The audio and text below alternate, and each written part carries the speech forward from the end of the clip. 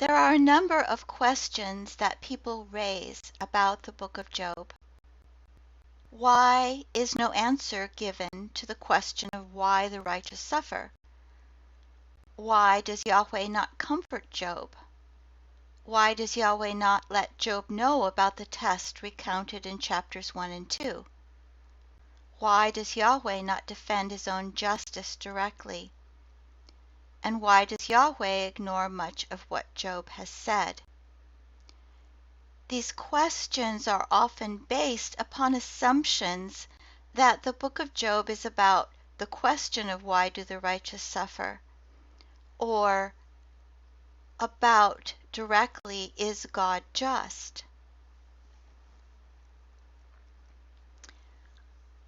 But those are not really the questions that the book of Job is there to answer. It raises two main questions. It raises the question of Yahweh's justice, and this is raised by Job, but this is enclosed within the question of the basis of Job's fear of God, and it is the latter that controls the book as a whole. The Satan, the accuser, the sort of prosecuting attorney that shows up as part of God's assembly, implies that Job fears God because of the blessings God has bestowed upon him.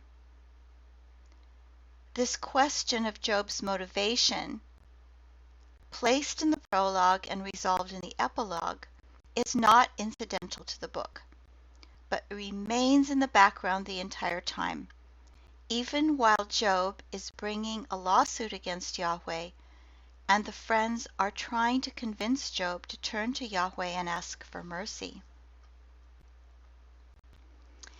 And this question raised by the Satan in chapter 1 concerns the connection between blessing and service to God. And this arises from what might be called conventional wisdom, the wisdom that one finds in Proverbs, because there seems to be some kind of connection between those who obey God and the blessings that come upon them, and the wicked having terrible things happen to them because they don't serve and bless God. But that can be taken too far, and one can come up with a kind of transactional relationship to God. If the one who fears God is blessed and protected, then is his service not simply enlightened self-interest? Will his fear of God disappear if blessing ceases? And to answer that question, Job, who is called blameless and upright, who fears God and turns from evil, is subjected to two tests. In the first, he loses all that belongs to him, flocks, servants, children. In the second, he loses the health of his body. Both times, Job accepts his losses without complaint or sin.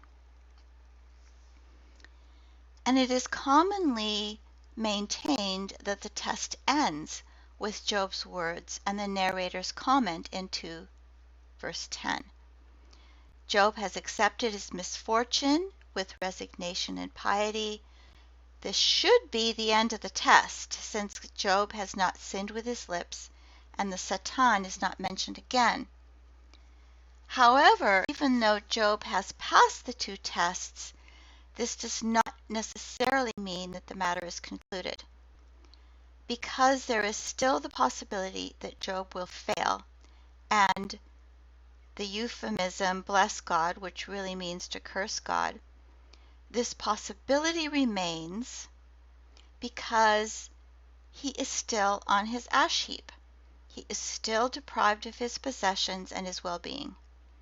There has been no final resolution.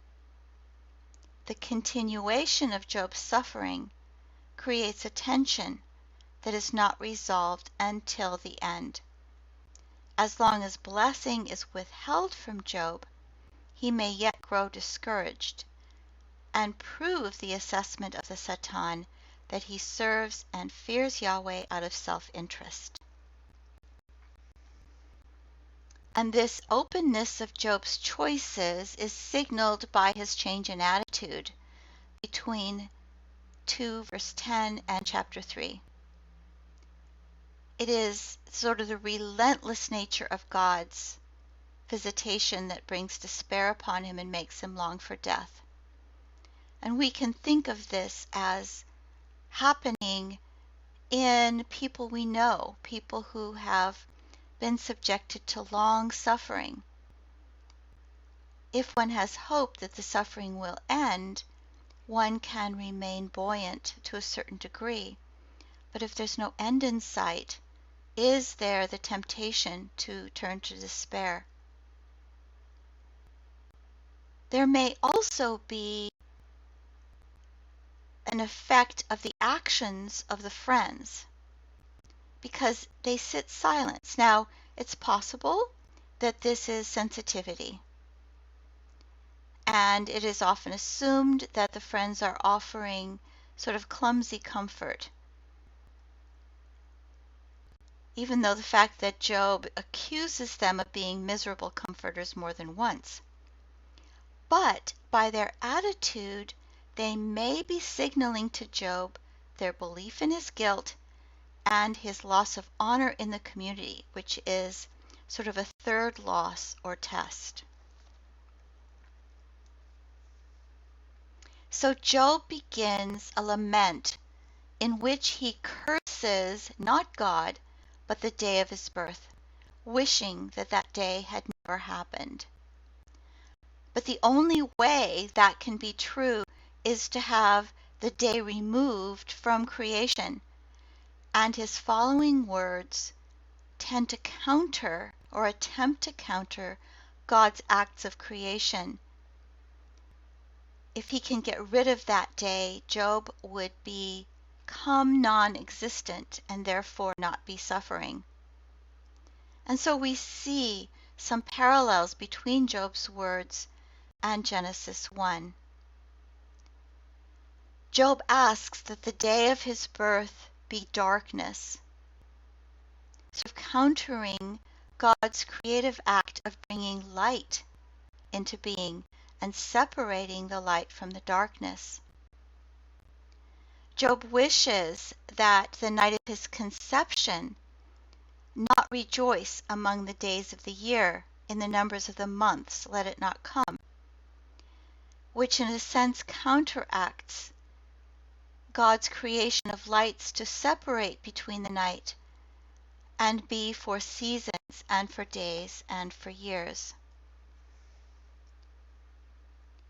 He asks that those curse it who curse the sea, those who are skilled to rise up Leviathan, in Job's words, some kind of chaos monster type of beast. And he's referring to those who act as perhaps wizards or people who bring curses. And yet, in Genesis 1, it is God who created the great sea monsters. And they are not here antithetical to God's creation. Job asks, why from birth did I not die? In a way is going against God's creation of humankind. And whereas God's creative purposes are fulfilled and sort of resolved and brought to completion in rest, in other words, his rest is a result of creative life. What Job wishes for is rest that is death and non-existence.